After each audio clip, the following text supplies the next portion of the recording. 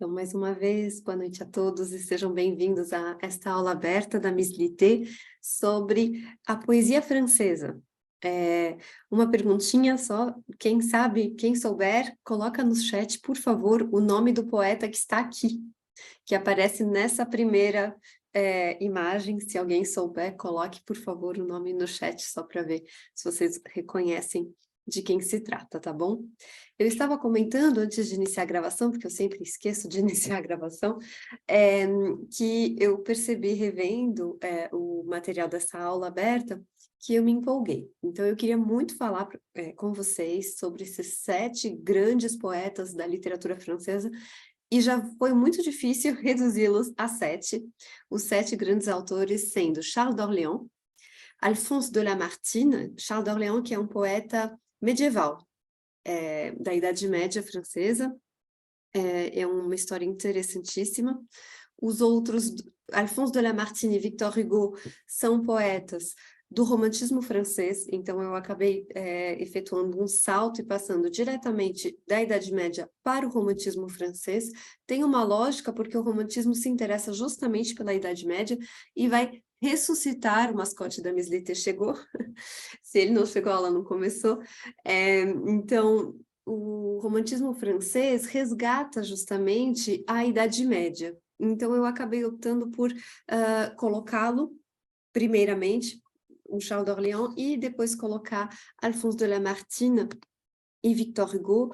Pulei o século XVI, pulei o século XVII, que é o século do classicismo francês, em que não há vários poetas, mas eu queria ter falado de Jean Racine, que é um tragediógrafo que escrevia suas tragédias em versos, e versos brilhantes, absolutamente maravilhosos. Mas não cabia aqui na aula que eu queria propor para vocês, que é uma aula sobre, afinal de contas, as origens do romantismo na poesia, o romantismo com Victor Hugo e Lamartine, e, por fim, a reação ao romantismo com Charles Baudelaire, Paul Verlaine e Arthur Rimbaud. O Guillaume Apollinaire, que é um poeta modernista, já do século XX, ele publica seus poemas em 1913, eu tenho certeza que a gente não vai conseguir chegar até ele, infelizmente. Na aula de hoje, as aulas abertas são programadas para durarem 1 hora, e eu que me empolguei, mas haverá um post, não se preocupem, e se vocês gostarem e se comprometerem, né, a entrar em outras aulas abertas ou participar de um curso sobre a poesia francesa, quem sabe, né, a gente não volta a falar sobre ele. Então, mais uma vez, boa noite a todos, aos que chegaram agora também. Essa é a apresentação. Eu queria fazer, eu queria realmente um panorama histórico, então eu não quis focar só num século. Eu poderia ter escolhido apenas escritores do século XIX, que é um século muito rico em termos de poesia francesa, mas eu acabei preferindo trazer para vocês um panorama histórico para vocês terem uma ideia da evolução, não no sentido pejorativo ou negativo, né? Não quero dizer que ela melhorou, mas da trajetória, do caminho que a poesia francesa fez desde a Idade Média, nas suas origens, até justamente o século XX. O século XX não abordaremos, iremos então até o século XIX, com o que Charles Baudelaire, Paul Verlaine e Arthur Rimbaud propõem como reação à poesia romântica, tá bom? Então esse é o programa. Só para ver, muita gente acertou, né? Que era o Rimbaud, o Alexeu acertou, a Adrina acertou, a Patrícia também, o Maurício também. Ótimo, fiquei feliz. Que bom, Cristina, que você pôde participar, apesar que a paciente desmarcou e você pôde vir aqui. Então, muitos de vocês acertaram. Outra pergunta que eu quero fazer é só saber se quem já conhece algum desses poetas, além do Victor Hugo, que é o nome mais famoso, qual outro poeta vocês conhecem dessa lista? Presente aqui, se vocês conhecerem algum, por favor, me digam. E qual deles vocês estão mais ansiosos para conhecer na aula de hoje? Eu selecionei um poema de cada um deles, apenas um, e vou apresentar sempre o contexto e o poema.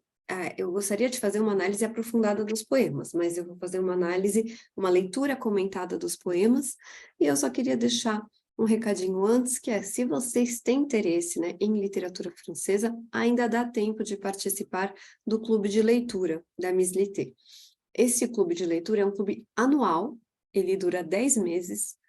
Nosso primeiro encontro foi em março, e o segundo encontro agora em abril. Ele vai até dezembro. Nós temos um encontro por mês, sempre na primeira segunda-feira do mês, tá bom? Neste clube, a gente só fala de prosa. Não falamos de poesia nem de versos, são as mais belas páginas da literatura francesa. Foi uma curadoria que eu mesmo montei, com trechos de grandes romances, de obras canônicas da literatura francesa. A participação nesse clube realmente quase simbólica. Então, se vocês quiserem participar, ainda dá tempo, os 2 encontros que já aconteceram foram gravados. E eu deixo aqui um recado, eu estou numa dúvida cruel, eu não estou conseguindo escolher se o próximo curso vai ser de História da Literatura ou sobre o Honoré de Balzac, autor da Comédia Humana. Então, se vocês puderem me dar a opinião de vocês, eu vou ficar muito feliz, tá bom? Então, passado esse recado, voltamos aos nossos 7 grandes poetas da literatura francesa, começando então com Charles d'Orléans. Minha pergunta é, alguém já ouviu falar do Charles d'Orléans? Estou vendo aqui as respostas, que ótimo. Perfeito. Então, o que estava ao lado do Rimbaud, naquela foto casal, é Arthur Rimbaud e Paul Verlaine, tá? Ai, que bom que vocês estão ansiosos. Daria certamente para falar sobre Mallarmé também, viu? São muitos. Bom, tem gente falando que Maurício prefere Balzac e a Bruna prefere a história da literatura. O Axel diz que não se lembra de ter falado do Charles d'Orléans. Perfeito. A Bruna ouviu no meu curso. Então tá certo, Bruna. Vamos lá. Charles d'Orléans é um poeta pouco conhecido, mas ele é essencial para o que a poesia francesa se tornou.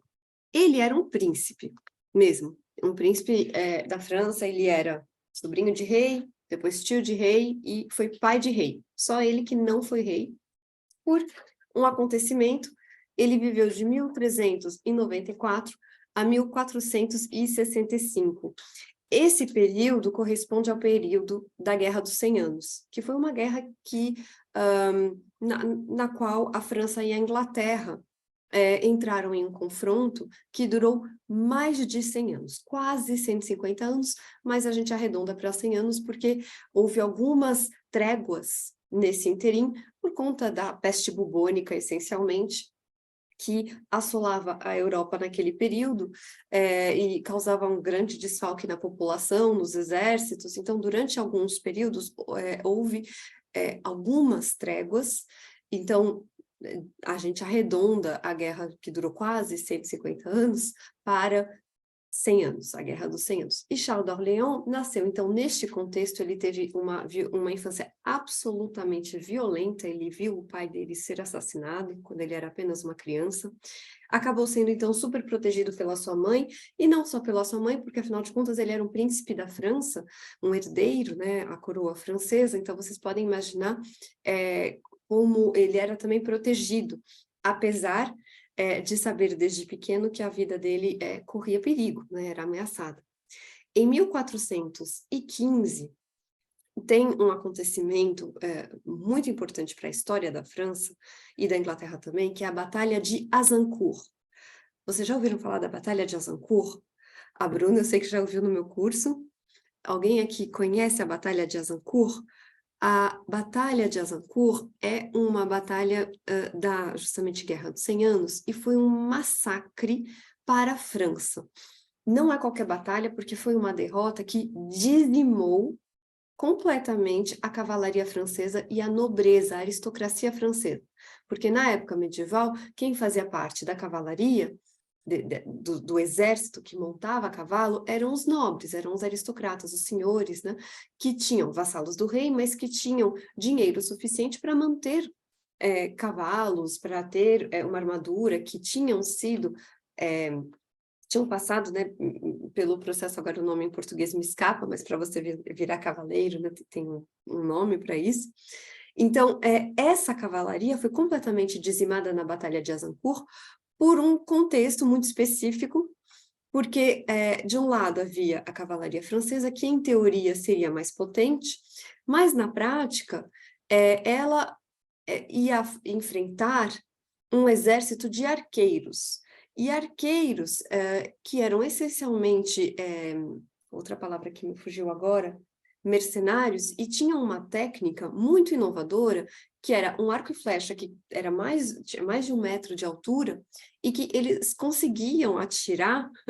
Olha só, tem um estudo, né, balístico que diz que a quantidade de flechas por minuto que um arqueiro na Batalha de Azincourt conseguia atirar equivale a uma metralhadora da Primeira Guerra Mundial, a quantidade de flechas, né? O que aconteceu da Primeira Guerra Mundial, da Segunda?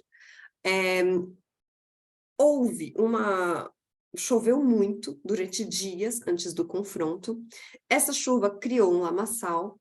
No momento em que a cavalaria francesa iria se aproximar dos arqueiros ingleses, eles não conseguiam avançar por conta dessa lama. Os cavalos escorregavam, afundavam, inclusive, até na lama, que formou uma espécie de areia movediça.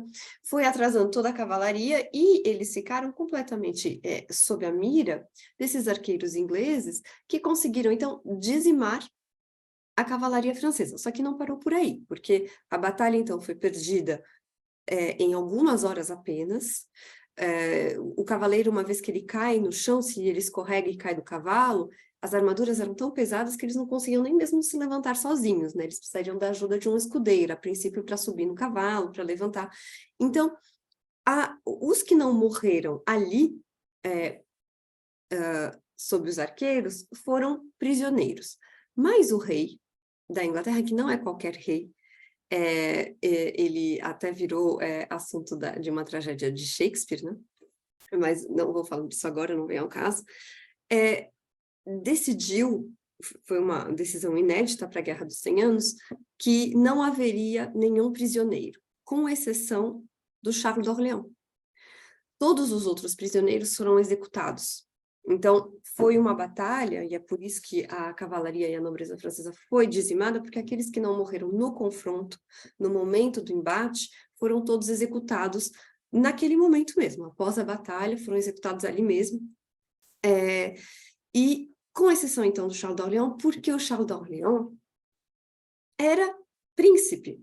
Então, pensou-se que seria possível conseguir obter algum resgate que fosse um resgate avantajoso, né, para a Inglaterra, um resgate que financeiramente seria muito lucrativo. Então, o Charles d'Orléans, que já tinha tido uma infância violenta, ele viu todos os seus companheiros, as pessoas com quem ele tinha crescido, os seus companheiros de armas, as pessoas com quem ele lutou, morrerem. Não teve nenhum sobrevivente além dele, né, realmente. E ele foi levado, então, para a Inglaterra, onde ele permaneceu preso por 25 anos. Isso é importante.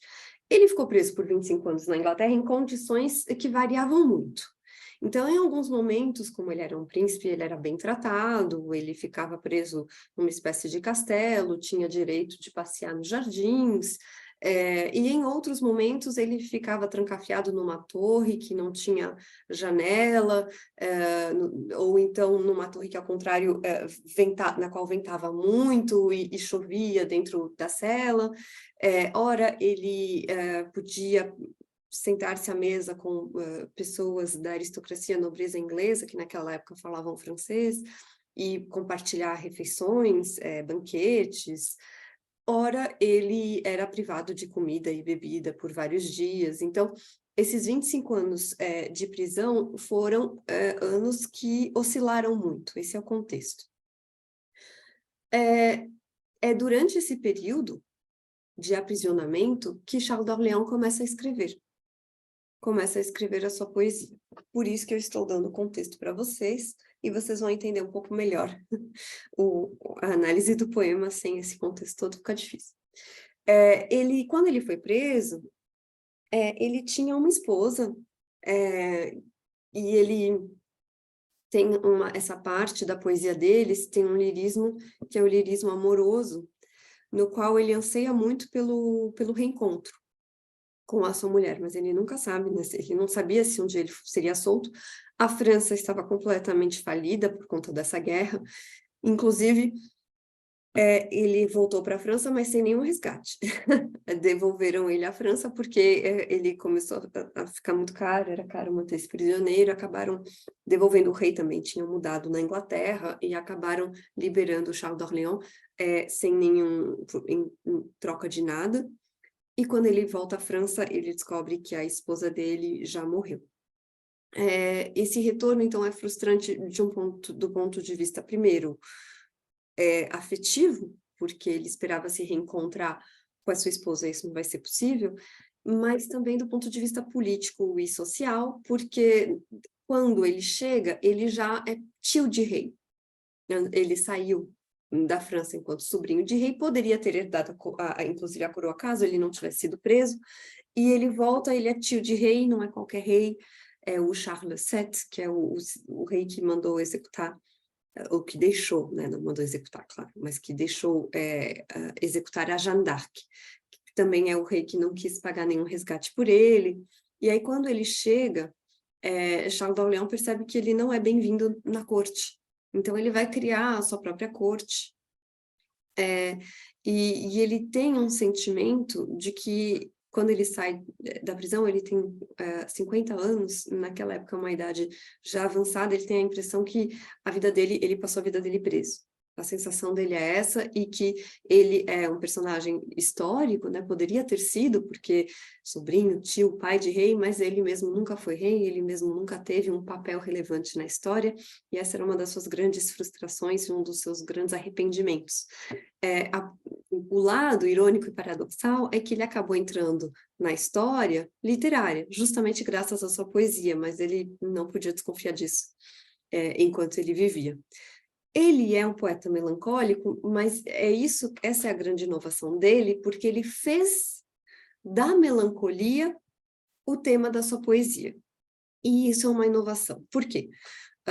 Se a gente remonta às origens da poesia, que no Ocidente são a poesia grega arcaica, ela tem vários gêneros: a lírica ou amélica, a jâmbica, que é uma poesia, inclusive, mais satírica, mais humorística, que serve para zombar das outras pessoas, e tem um tipo de poesia que é a elegíaca.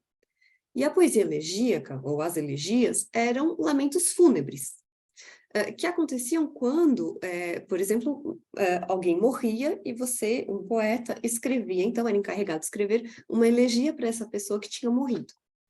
Era nessa ocasião, na ocasião da poesia elegíaca, que havia não tanto uma melancolia, mas uma certa nostalgia, um lamento. Um lamento, mas que era sempre um lamento fúnebre para lamentar a perda daquela pessoa. Mas a elegia tinha um padrão, e o padrão era que, de certa forma, você ficava feliz por você ter vivido e testemunhado dos grandes feitos daquela pessoa que, em vida, fez tantas coisas. Então, a elegia era um lamento fúnebre, que lamentava a perda de alguém, uma pessoa que já se foi, mas, ao mesmo tempo, ela servia para vangloriar os grandes feitos. Então, não havia, nessa antiguidade, e isso continua em Roma e continua nos primeiros anos, né, da Idade Média, não havia uma poesia que fosse melancólica. Não havia uma poesia na qual o tema da poesia fosse a própria melancolia, a própria tristeza. Isso não existia antes. Então, Charles d'Orléans, por conta de todo esse contexto que eu expliquei para vocês, vai propor uma poesia profundamente melancólica, na qual a tristeza é o assunto, é o tema, é disso que se trata. E aí agora eu vou mostrar para vocês um exemplo, mas antes de mostrar o exemplo, eu só queria saber se está claro, se até agora vocês estão acompanhando e se tem alguma dúvida a respeito disso. O Alex perguntou se a Joana d'Arc viveu nesse momento, isso mesmo, exatamente, foram contemporâneos. Então, só para verificar se está tudo ok até agora, tá claro? Perfeito, então. Eu vou ler a versão em francês e vocês podem acompanhar a tradução, que no caso foi feita por uma grande amiga minha, a Mônica Calil, e o marido dela, o Marcílio Godoy, tiveram a gentileza de traduzir para mim esse poema, que não é fácil de traduzir. Acompanhem ou o francês ou a tradução, conforme vocês puderem. A gente vai fazer um comentário rápido, infelizmente não dá para fazer uma análise tão aprofundada por conta do tempo. Au puits profond de ma mélancolie. Au puits profond de ma mélancolie, l'eau d'espoir que je ne cesse de tirer, la soif de réconfort me la fait désirer. Mais souvent, je la trouve tarie. Je la vois un moment propre et claire. Et puis, je la vois devenir trouble et mauvaise. Au puits profond de ma mélancolie, l'eau d'espoir que je ne cesse de tirer. De cette eau, je dilue l'encre de mon étude. Quand j'écris, mais pour mettre mon cœur en colère, fortune vient déchirer mon papier et jette tout par grande perfidie au puits profond de ma mélancolie. Então, a minha primeira pergunta antes do comentário vocês entenderam alguma coisa?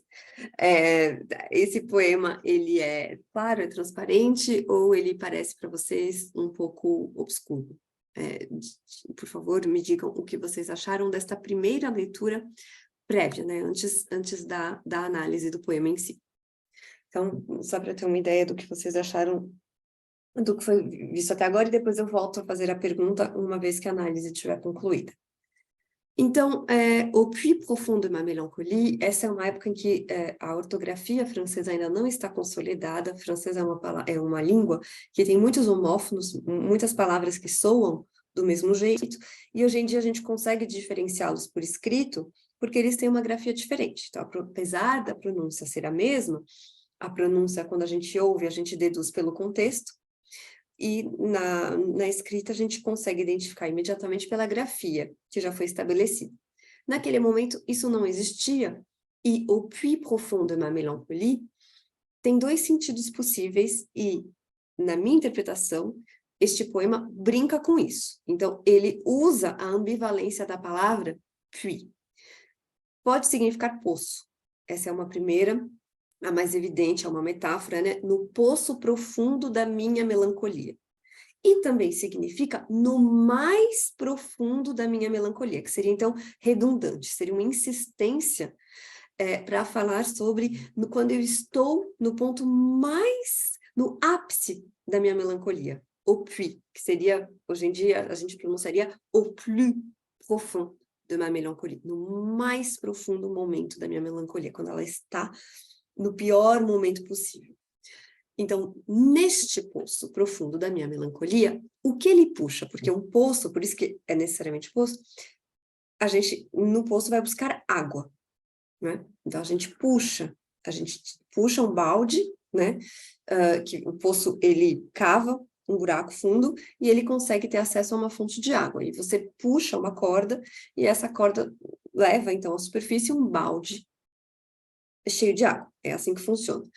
No caso da metáfora que o Charles d'Orléans propõe aqui, o que ele vem buscar no poço mais profundo da sua melancolia é justamente a água de esperança. L'eau d'espoir, a água de esperança. Então, isso pode parecer um pouco paradoxal, mas é interessante, né? Porque ele busca a esperança justamente nesse poço, que é a imagem do que há de mais profundo, né? Dessa melancolia mais funda, que afunda o sujeito no maior nível possível. E ele vai justamente, nesta melancolia, ele vai cavar, ele vai buscar a água de esperança. E ele diz, je ne cesse de tirer. Em francês, eu não paro de puxar. Puxar o quê? Essa cordinha, né? Como se fosse a cordinha do poço. Então, ele não se cansa nunca de buscar a água de esperança no fundo desse poço da melancolia. O que o faz desejar essa água de esperança é la soif de réconfort. Na tradução, a sede de calma, mas literalmente a sede de reconforto. Então, neste poço, que é uma metáfora da sua melancolia, lá no fundo, ele tenta buscar o remédio que é essa água de esperança. E o que o faz desejar a água de esperança é a sede de reconforto. A sede para acalmar a sua angústia, a sua tristeza, a sua melancolia. Mas muitas vezes, apesar dele sempre puxar essa cordinha, às vezes é como se o balde voltasse vazio. Então, mais souvent je la trouve tarie. Tarie é seca. Então, como se o baldinho voltasse e ali não tem água de esperança naquele balde. Naquele dia, o balde voltou vazio. Voltou sem nada. E aí, quando tem água ali no balde, né, é a imagem. Je la vois un moment propre et clair.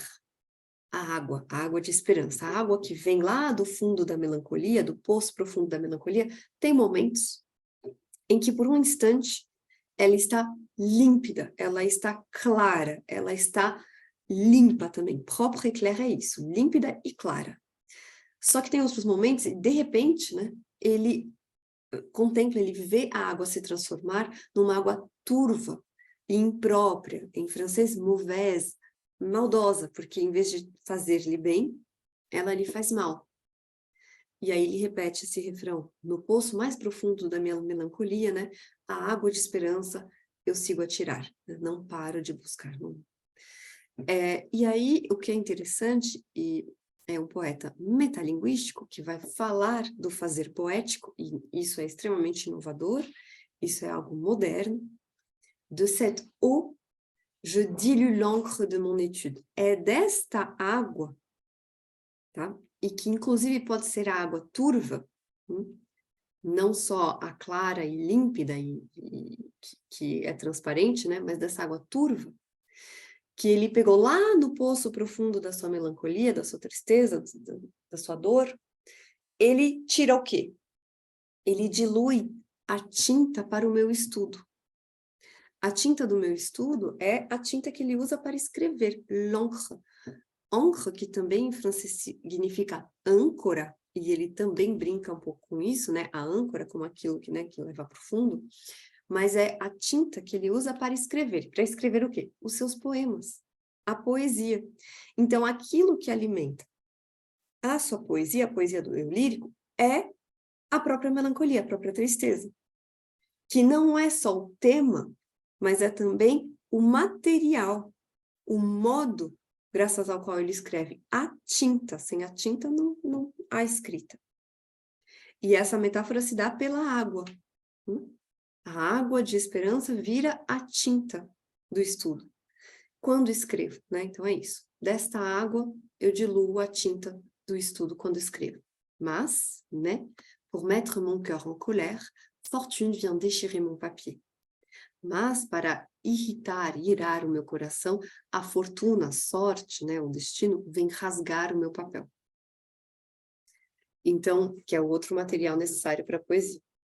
Então, apesar dele fazer todo esse esforço, mostra que é um trabalho incessante, porque ele diz, eu não canso, né, je ne cesse de tirer, é isso, é incessante, o trabalho que é puxar, ir lá no final do poço para tentar puiser, tem um verbo para isso em português, tem algum em francês, tem algum em português também? Puiser, que é isso, é de você buscar lá no fundo do poço, literalmente e figurativamente também.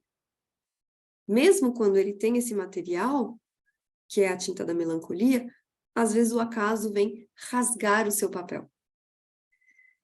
Então, a poesia consolatória, mas ela também é o produto ela causa também uma certa ira, uma certa raiva, porque não é um trabalho fácil. O fazer poético não é fácil. E é por isso que ela joga tudo por pura perfidie, maldade. E ela joga o papel, ela rasga tudo e joga onde? No poço profundo da minha melancolia. E aí recomeça o poema, ele convida, né, ele tem o que a gente chama de uma ring composition, uma composição em anel, que é o verso final é o primeiro verso, que convida a releitura do poema, o que reforça o caráter incessante dessa prática, como ele não consegue sair desse círculo vicioso.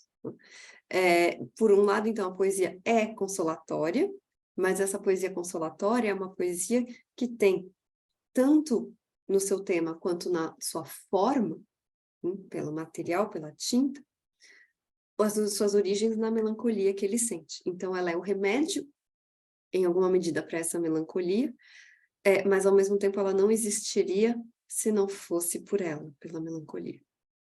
Então, vocês veem que o tema desse poema é a melancolia em si, e como esse poema é metalinguístico, porque ele trata do fazer poético e da dificuldade de se fazer poesia, ainda que a poesia possa ter esse caráter consolatório, porque essa tinta que ele usa para escrever o poema é a tinta da melancolia, que ele pegou lá no fundo da melancolia, mas é também a água de esperança. Então, toda a esperança dele jaz na poesia, tá? Então, esse é o significado desse poema, um poema medieval. Ninguém me respondeu a pergunta sobre se o poema era difícil ou fácil na primeira leitura. Se vocês puderem responder agora, então, se vocês acharam que ele está mais fácil de compreender agora, depois dessa leitura comentada, embora a gente não tenha tido tempo de fazer uma análise aprofundada desse, que é um dos mais belos poemas, na minha opinião, da poesia francesa. Realmente muito bonito. Daria para a gente comentar muito mais as sonoridades, mas eu vou ficar assim. Tá mais fácil agora, Ana Cecília? Me digam se vocês gostaram, tá? Então, seguimos agora para Alphonse de Lamartine, que o romantismo, como eu disse, então, Alphonse de Lamartine é um dos primeiros nomes do romantismo francês, logo depois de Chateaubriand, que é um dos fundadores do movimento romântico francês. Por conta da Revolução Francesa, o romantismo começa um pouco mais tarde na França do que em outros países da Europa, como a Alemanha, que é o país sede, né, do romantismo, e Inglaterra. Alphonse de Lamartine, assim como outros poetas e escritores do romantismo francês, vai se interessar por uma época obscura, tanto da história da França, mas quanto da história literária, que é a Idade Média. Então, a Idade Média está em alta no momento do romantismo francês, não é à toa que Victor Hugo vai escrever O Corcunda de Notre-Dame, que é um romance histórico que se passa em plena Idade Média.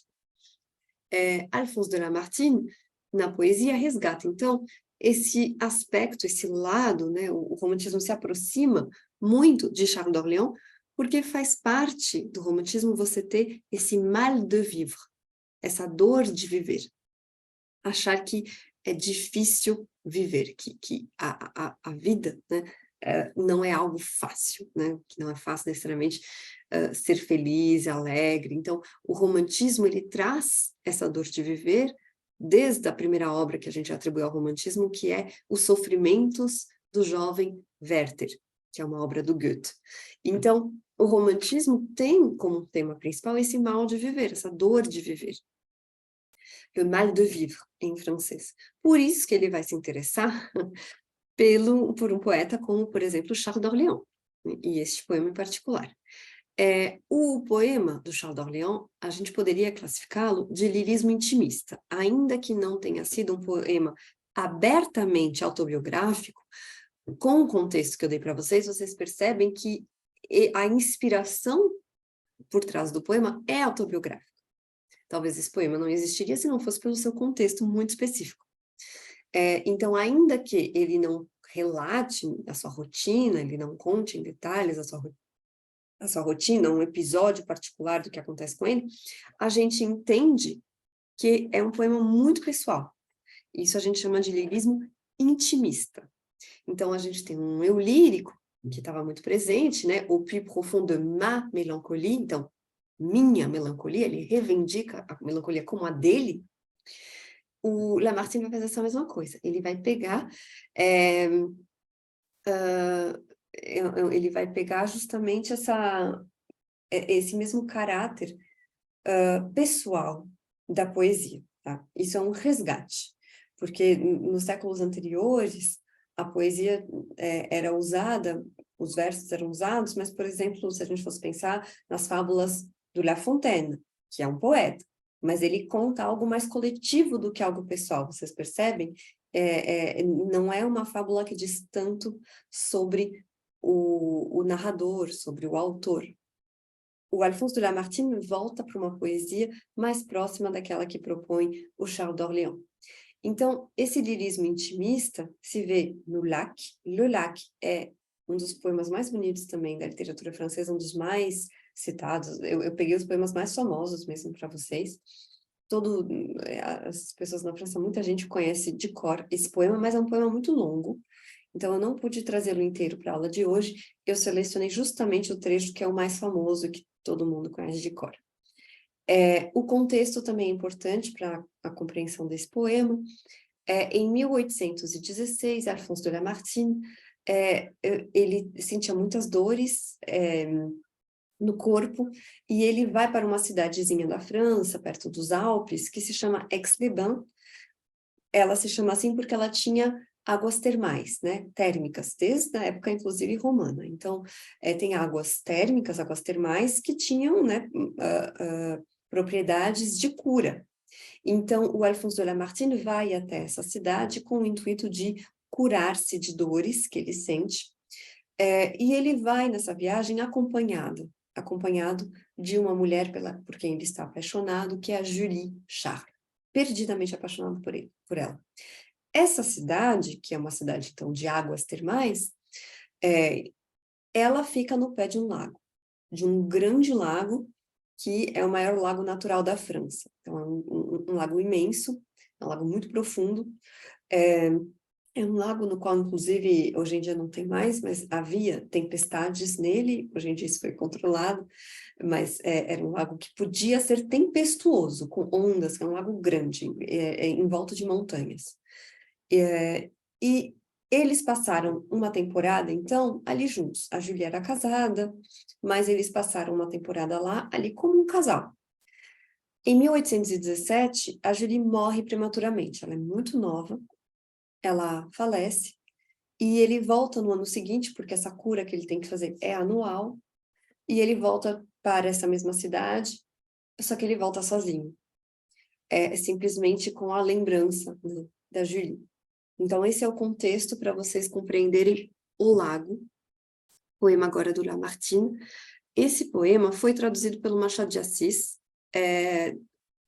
Eu coloquei aqui a tradução do Machado de Assis, mas eu coloquei também uma proposta minha de tradução, porque eu achei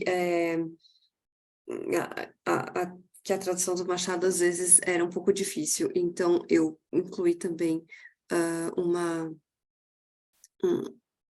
uma tradução minha para facilitar talvez a compreensão, tá? Então, vamos lá. Eu vou ler em francês, eu não lembro mais. Eu estou olhando aqui, eu não lembro mais se a minha tradução é de cima ou do meio, mas vocês acompanhem a que vocês quiserem, a que for mais fácil para vocês, essa aqui é a ideia, tá?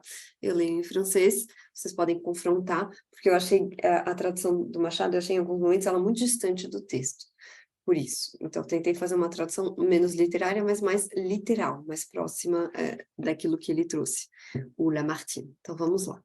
Esse é o trecho mais famoso. Então, eles estão no lago, é isso que é descrito, o eu lírico está no lago, num barco, numa embarcação, eles estão fazendo um passeio, e ele com a amada, né, que já se foi. E aí ele diz que durante esse passeio ela teria dito o seguinte, por isso que tem as aspas. Ela teria dito: Ô temps, suspends ton vol, et vous, heures propices, suspendez votre cours. Laissez-nous savourer les rapides délices des plus beaux de nos jours. Esses provavelmente são os versos mais famosos da poesia francesa. Todo mundo os conhece na França, eu vou reler mais uma vez, de cor. Ô temps, suspends ton vol, et vous, heures propices, suspendez votre cours, laissez-nous savourer les rapides délices des plus beaux de nos jours. Então, é uma invocação, ela pede mais tempo ao tempo. Na verdade, ela pede impossível ao tempo, ela pede que ele pare. Então, temos um aposto aqui, né, um vocativo, ela fala, ó, tempo, ela se dirige ao tempo. E o tempo, ele aparece também nos elementos da natureza, e essa natureza que o cerca é uma natureza imutável. Então, essas montanhas, tudo isso são coisas que duram muito mais tempo do que a vida humana. Então, ela se dirige neste contexto, cercada pela natureza, que é outro elemento do romantismo, caro ao romantismo, o romantismo preza muito pela natureza, ela vai fazer essa invocação ao tempo, pedindo para que ele suspenda o seu curso, suspenda o seu voo. É isso que ela pede, que ele pare de voar. Quando a gente diz, é uma metáfora que a gente usa ainda hoje em dia, entrou para a linguagem comum, a gente diz, nossa, o tempo voa. Tá todo mundo falando isso para mim, tá todo, nossa, já é maio, semana que vem, como o tempo voa. Esse ano, nossa, o tempo tá voando. Então, é uma metáfora que a gente usa e ela pede justamente ao tempo que ele suspenda o seu voo. E vocês, né, horas propícias, né, ricas horas, suspendam o seu curso. Para quê? Para que eles possam saborear os rápidos deleites, rápidos no sentido de efêmeros, né? Delícias dos mais belos dos nossos dias, dos mais belos dos nossos momentos. Então, ela aparece, nesse momento, o discurso dela é hedonista, ela gostaria de poder saborear, aproveitar os deleites da vida, os momentos felizes que a vida tem a oferecer. Não deixa de ser um poema melancólico, né? Porque vocês sabem, começa com ela não estando mais lá. Começa assim, ele deixa isso claro. E aí, ela, na sua invocação, continua. Assez de malheureux ici-bas vous implore. Coulez, coulez pour eux. Prenez avec leurs jours les soins qui les dévorent. Oubliez les heureux. Então, aqui ela propõe que o tempo seja relativo, no sentido que ele escolha para quem ele vai passar. Então, ela pede, tem muita gente aqui na Terra, né, que implora para que o tempo passe rápido, para as horas, né? Para que as horas passem rápido. Então, ela fala, ela manda, né? Couler pour eux, isso é um imperativo, né? Então, deslize, passe logo para eles, para esses infelizes, para as pessoas que estão sofrendo, que o tempo passe rápido. Mas levem, né? Com os dias, as preocupações que os devoram, os medos que os devoram, os males que os devoram. Mas deixem de lado os felizes, aqueles que estão felizes, não passem para eles. Deixem que o tempo congele, que o tempo pare por um instante, que o tempo não passe mais, não passe tão rápido, que tenha aí uma relatividade do tempo que passe só para aqueles que estão sofrendo, que ele passe rápido para eles e que ele não passe para aqueles que estão felizes saboreando o momento presente, o instante presente. Mais je demande en vain quelques moments encore. Opa. Um instante que tem. Pronto, obrigada. Mais je demande en vain quelques moments encore. Le temps m'échappe et fuit. Je dis à cette nuit, sois plus lente, et l'aurore va dissiper la nuit. Então, aqui é a fala dela, mais uma vez, que ela pede em vão, ela tem consciência disso, alguns momentos a mais. Essa percepção, né? Le temps m'échappe et fuit. O tempo escapa de mim, né? Me escapa e foge. Em vão, ela diz, né? Esta noite seja mais lenta. E isso é em vão porque, de qualquer forma, a aurora vai dissipar a noite, né? Então, a aurora, que é o nascer do dia, o momento em que o sol nasce, ela vai mandar embora essa noite, que é o momento do encontro dos amantes, né? O momento ideal para o encontro dos amantes é sempre o momento da noite, o momento noturno. E a aurora, de qualquer forma, vai aparecer em algum momento e vai levar embora esses momentos tão preciosos que eles estavam saboreando. Então, o tempo me escapa. Vamos ficar com essa fala, né? O tempo me escapa. Esta preocupação é uma preocupação moderna. A preocupação com o tempo que passa é uma preocupação do século XIX em diante. Antes disso, se a gente for olhar toda a literatura produzida, especialmente, por exemplo, na França, não há nenhuma preocupação com a passagem do tempo. Isso se deve a vários fatores, se a gente for pensar, por exemplo, aqueles que escreviam, né? A gente pensa essencialmente numa aristocracia, numa nobreza, porque aqueles que escreviam primeiro eram os alfabetizados, e aqueles que eram os alfabetizados faziam parte da elite. A elite, num primeiro momento, era a aristocracia e a nobreza. Depois vem a burguesia, a alta burguesia, mas a alta burguesia, ela inicialmente não foi ensinada a ler e escrever. O que a burguesia aprendia essencialmente eram as contas, a contar, porque a burguesia nasce do comércio. Então, ela aprende a contar porque a burguesia, ela recebe um salário, ela trabalha, ela vende. A nobreza não trabalha. E é esse o ponto. A nobreza era proibida de trabalhar. Os nobres não podiam trabalhar. Os nobres, era uma proibição. Então, eles tinham uma vida que era uma vida ociosa, deliberadamente ociosa. E essa ociosidade, ela faz com que não haja uma angústia relativa ao tempo que passa. Pode haver, isso havia, uma angústia relativa à velhice. Isso existe, este é um tempo que existe. É um tema que existe, mas não ao tempo passo rápido, eu não tenho tempo suficiente, eu não consigo aproveitar os bons momentos. Isso é uma preocupação recente, que veio com o advento da Revolução Industrial. Quando a Revolução Industrial ocorre, as pessoas começam a trabalhar, e começa a ter essa equivalência de tempo a dinheiro, porque você vende o seu tempo, aí essa preocupação com o tempo nasce. Então, este é um tema moderno, e é uma preocupação que vem muito com o romantismo. O romantismo fala muito disso. Então, o tempo me escapa e foge de mim. E essa impotência do sujeito, então, diante da passagem do tempo. E como ele se sente pequeno, né, face a uma natureza que ela é praticamente imutável e que permanece. Aí a solução, que é uma solução de carpe diem, né, que é aimons donc, de l'heure fugitive, hâtons-nous, jouissons, l'homme n'a pas point de port, le temps n'a point de rive, il coule et nous passons. Então, eu acho que eu parei justamente aqui, por isso que vocês têm, né, vocês viram que são 16, a gente está na metade, né, praticamente do poema, mas eu selecionei esses versos. Então, tem uma fala, a fala que ela propõe neste momento é uma fala hedonista, é uma fala de carpe diem, no sentido de aproveite o instante presente, é isso que ela diz aí, tanto é que o poema agora passa a estar no presente.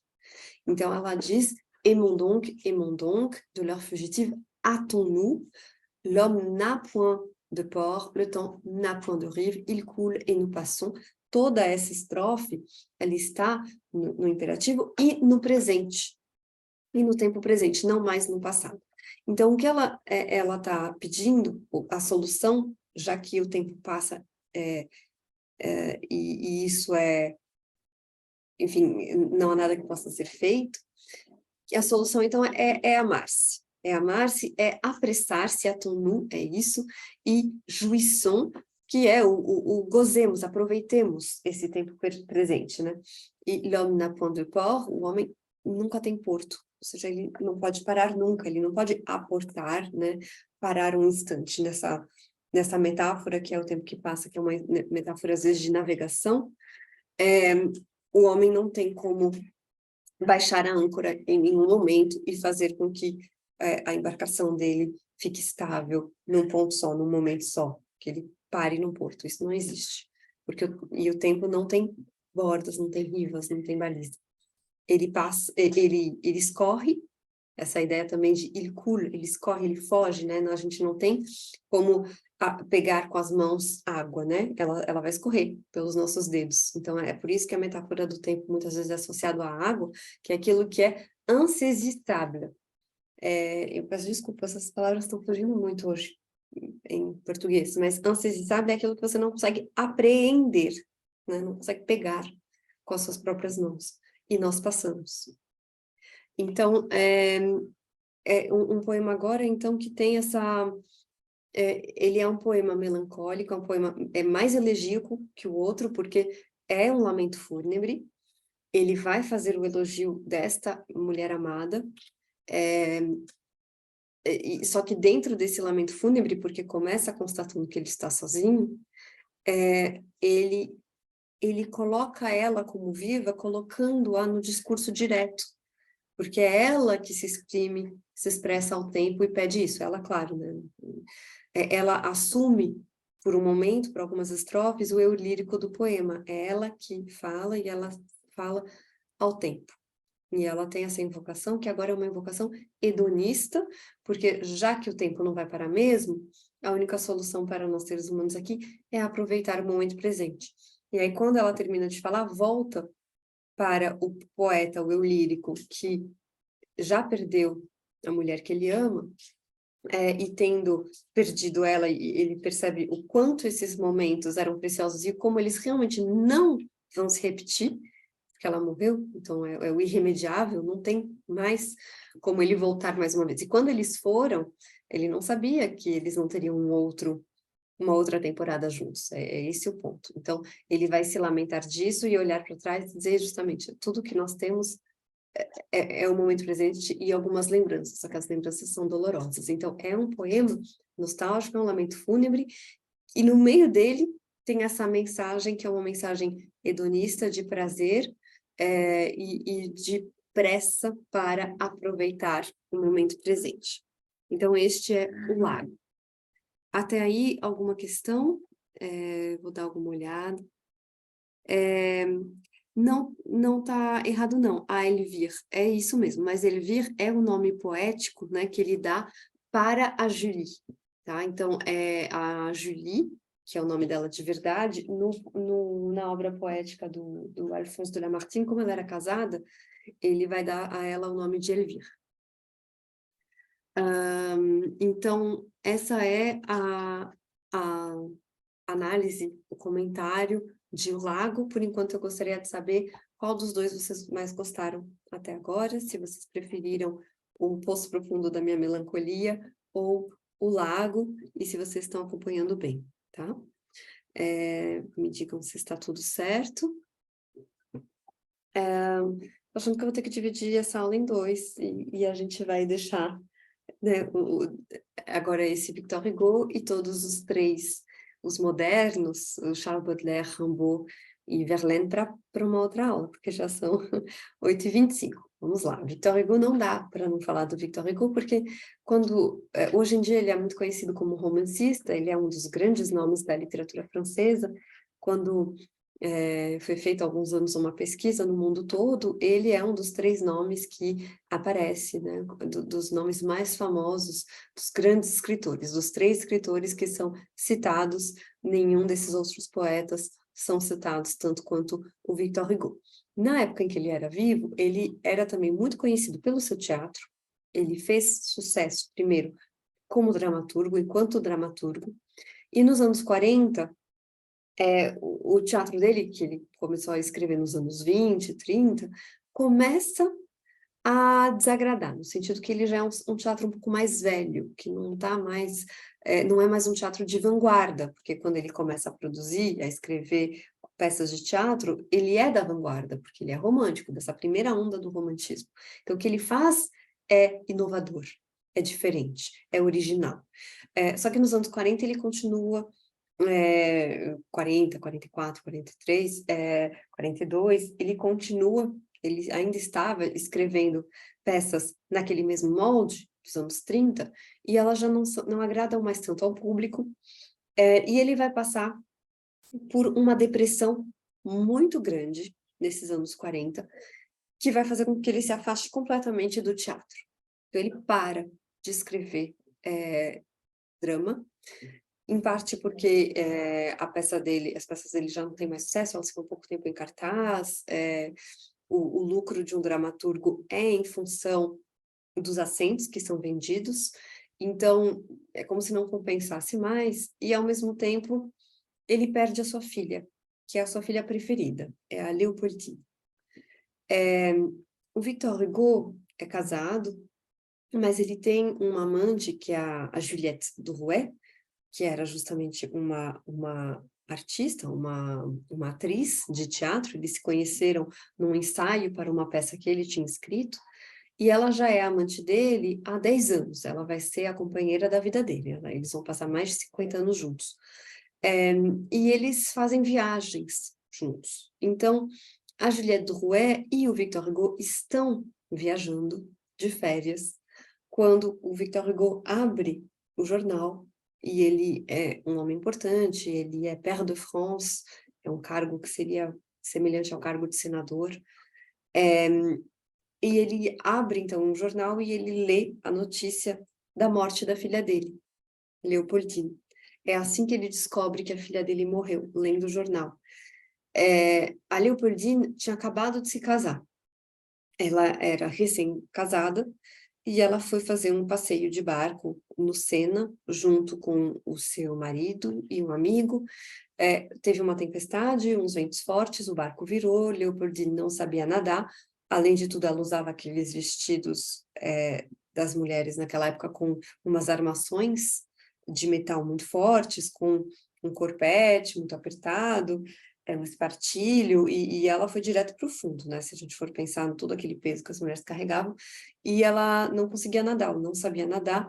O marido dela sabia nadar muito bem, era um grande nadador, ele tenta várias vezes salvá-la, não conseguindo, ele também morreu afogado.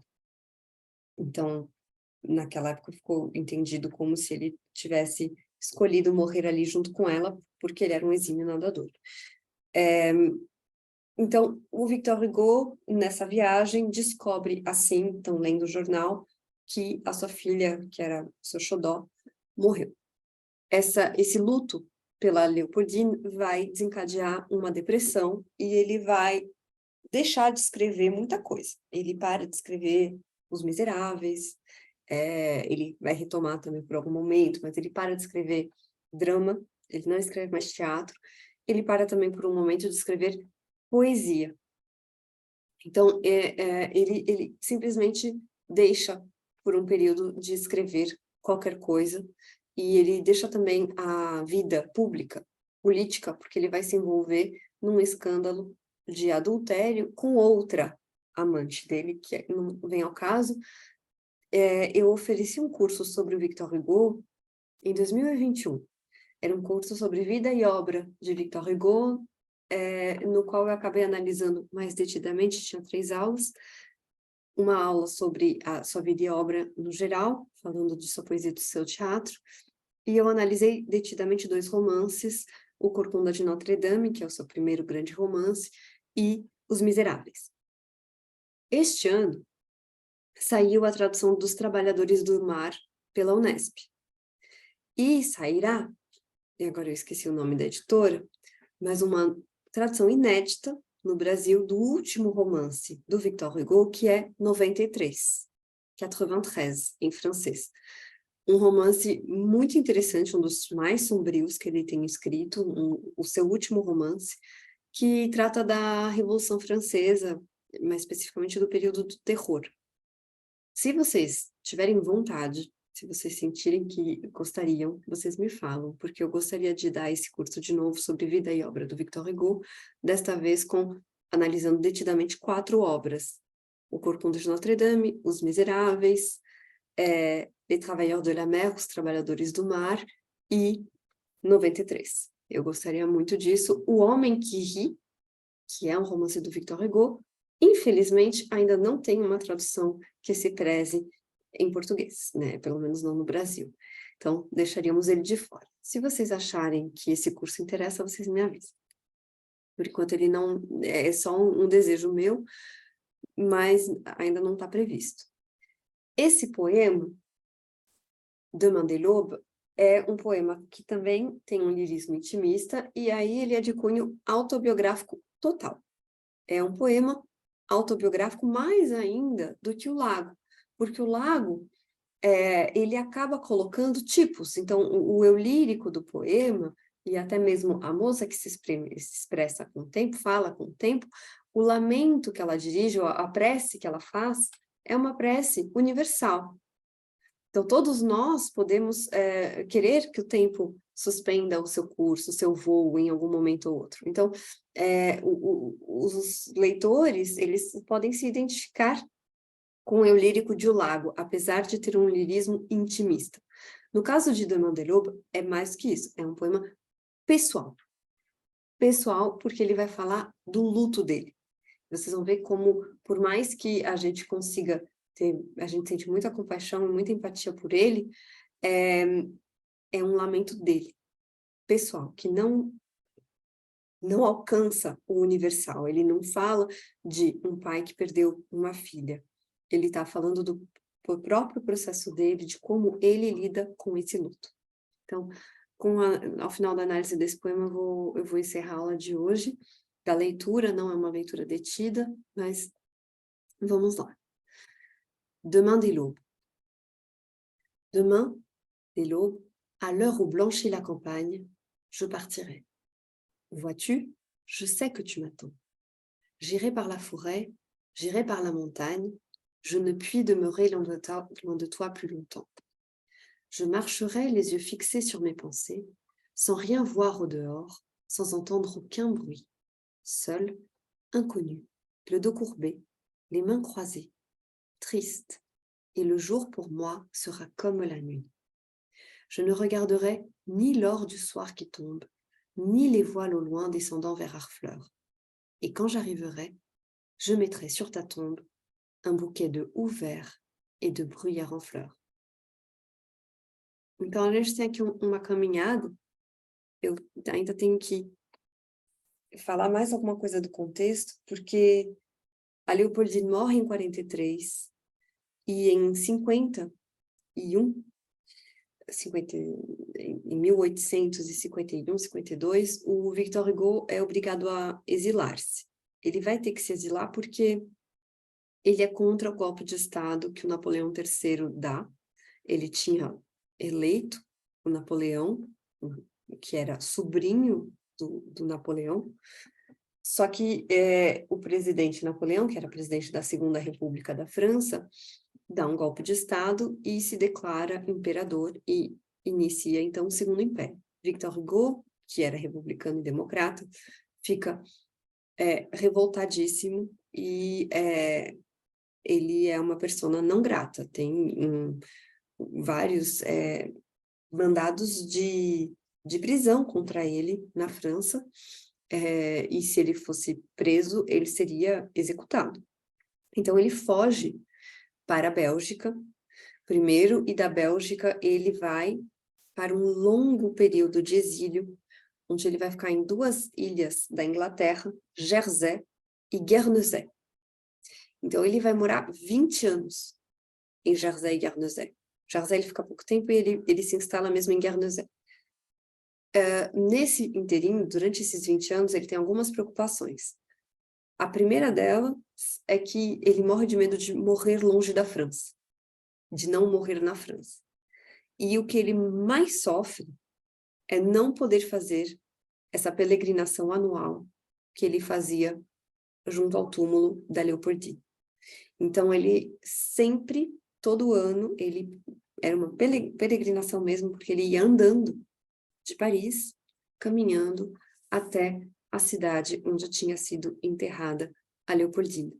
E ele fazia isso sempre sozinho, e levando, então, um buquê de flores para a filha que tinha falecido.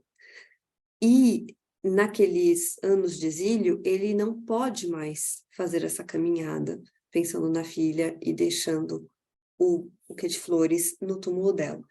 Então, essa é uma das coisas que o exílio tira dele e que ele mais lamenta. E no lugar, então, de fazer essa caminhada anual, ele escreve este poema, Demain de l'Aube.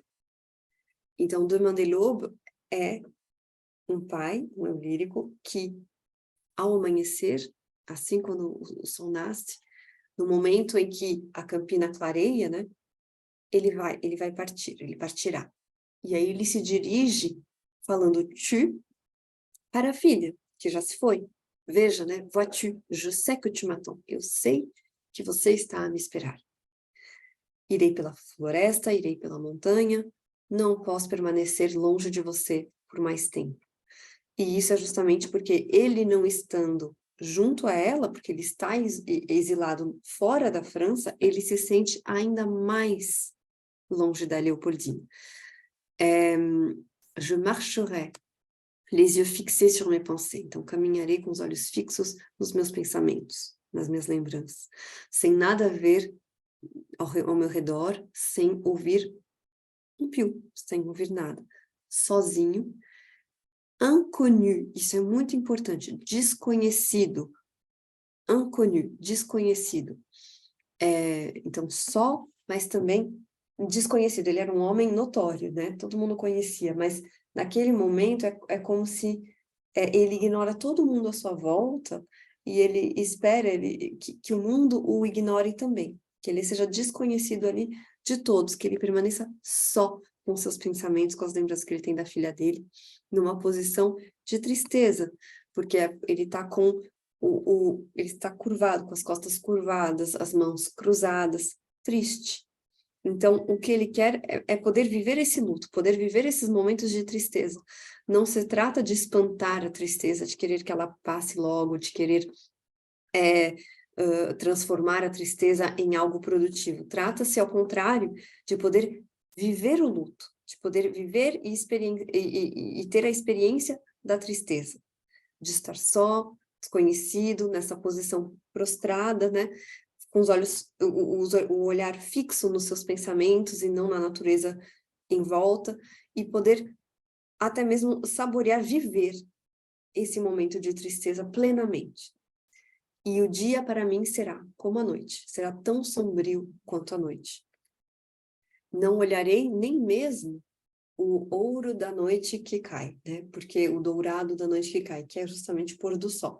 Então, a gente tem nesse poema também uma construção um pouco anelar, no sentido que ele começa ao alvorecer. Ele começa com o sol nascendo e ele termina com o sol poente, que é a própria metáfora da vida, né? Poderia ser também, né? Com o nascimento e a morte. Ele não vai nem mesmo olhar, e a gente sabe que é belo, porque é o ouro da noite que cai, é o dourado da noite que cai. É belo o pôr do sol, mas ele não vai olhar para isso, porque naquele momento ele quer estar com o olhar fixo nos seus pensamentos, na sua tristeza, não na beleza do mundo. Nem mesmo as velas, né, os barcos que vão, porque isso é uma cidade portuária, né? Na verdade, ele está no rio, né? Porque ela morreu no Sena. Então, ela foi enterrada ali perto, e as embarcações, a vela, elas descem rumo a Harfleur, que é uma cidade portuária. Então, era algo bonito, um passeio. Ele não olhará também para essas velas, e quando ele chegará, ele colocará na sua tumba buquê de azevim e de urzes florindo, acho uma pena, em francês, ouvert et de bruyère en fleurs, que eram as duas flores preferidas da Leopoldina. Então, um poema que não é nem só intimista, é mais que isso, é um poema pessoal, é um poema autobiográfico. Aqui estamos no futuro, je ne regarderai, j'arriverai, je mettrai, e é um futuro justamente que ele não pode realizar no momento em que ele escreve esse poema. Então, na impossibilidade, na incapacidade de fato fazer essa peregrinação, ele transforma essa peregrinação em poema. E é assim que ele faz para vivenciar o luto dessa perda que ele teve. Então, com esses 3 primeiros poemas, L'encre, au plus profond de ma mélancolie, a gente falou do príncipe poeta, inclusive é o nome, o apelido que ele tem, o príncipe poeta, o primeiro dos poetas franceses que, não só dos poetas franceses inclusive, mas na história da poesia medieval, na história da poesia em geral ocidental, a gente tem a introdução da melancolia enquanto tema, primeira ocorrência que a gente encontra dela, a primeira data deste poema aí, do Charles d'Orléans, e que tem esse poema, então, metalinguístico, que fala do fazer poesia como uma espécie de antídoto, né? Como água de esperança, de reconforto para a tristeza, mas como justamente o que a poesia é o antídoto para a tristeza, é o reconforto, só que ele nasce dessa angústia, dessa melancolia. Então, se não fosse pela melancolia, também não haveria poesia. Mas a ideia de que o fazer poético, apesar dele prometer, né, tem a esperança dele causar algum reconforto, muitas vezes, com um fazer poético é difícil, ele muitas vezes é frustrante, ele provoca a ira, a raiva, né, e o rasgar do poema, que então nem mesmo é lido. E aí, então, ele cria esse poema metalinguístico sobre escrever poesia e sobre a melancolia, como um tema poético. A gente tem depois o romantismo com Lamartine primeiro resgatando esse poeta medieval que foi esquecido durante séculos, mas que o romantismo redescobre, e o romantismo por esse mal de vivre, essa dor de viver, inclusive a dor de viver quando os outros já se foram, quando os outros já morreram. Isso é muito forte no romantismo. Então, ele resgata esse tom melancólico, esse tom nostálgico, e ele faz um poema que é uma mistura, é um elogio fúnebre, é um lamento fúnebre, para a Elvire, que é a Julie Charles, que já se foi, e esse é um poema que no meio, o que vocês leram pelo menos, é um apelo, é um convite a uma vida a aproveitar o momento presente, aproveitar os poucos momentos que a gente tem de vida, e eu falei sobre essa mudança que o homem moderno tem sobre a vivência que ele tem do tempo, a forma como ele experiencia, né, vivencia o tempo que passa, a passagem do tempo, o tempo que passa rápido. Essa ansiedade, que é uma ansiedade moderna, fundamentalmente moderna. E, por fim, vimos também o Victor Hugo, nesse que é uma elegia, é um poema elegíaco, porque é o lamento fúnebre da sua filha, Leopoldine, mas ele não vai falar da pessoa que se foi, como era o caso na poesia grega arcaica, ele vai falar daquele que ficou, que no caso é ele, e é um poema que é autobiográfico, é um poema de cunho pessoal, de cunho autobiográfico, não é só de inspiração autobiográfica, ele se expõe completamente, o eu lírico assume o eu, e ele cria, ele escreve esse poema para substituir aquilo que ele, de verdade, não consegue mais fazer. Então, esse é o caminho, um percurso poético que a gente conseguiu percorrer hoje. Por favor, me digam se vocês têm dúvidas e se vocês gostaram do que foi colocado aqui. Eu vou dar uma olhada, enfim, nos comentários até agora, mas me digam se vocês, qual desses três vocês preferiram, tá bom? Então, a Carmen e o Maurício preferiram Le Lac, a Ana Cristina e a Olga, por enquanto, disseram os dois. O Alex falou que dá aula para o ensino médio quando fala do Hugo, os alunos suspiram. É um autor muito querido, sim. É um autor muito querido. Bom, se vocês estiverem interessados, imagino que vocês estavam falando do curso sobre Victor Hugo, vida e obra, fico muito feliz. Então, vocês gostaram? Que bom. A Cida disse que gostou dos três, a Ana Cristina gostou da aula e dos três poemas. Bom, obrigada a vocês por terem participado, entrado, né, nessa aula. Eu gostaria muito de dar a segunda parte da aula, que seria, então, sobre os três modernos, mas vamos ver se as pessoas se interessam, tem que ter gente interessada. Eu vou pedir para vocês abrirem as câmeras, se possível, para a gente tirar uma foto e deixar um registro. Essa aula ficou gravada, não tenho certeza se a gente vai dar a parte 2, então vamos ver em função do interesse das pessoas, né? Fica, então, esse convite também, tanto para participar do clube de leitura de literatura francesa, sobre essas obras canônicas da literatura francesa, se vocês se interessam.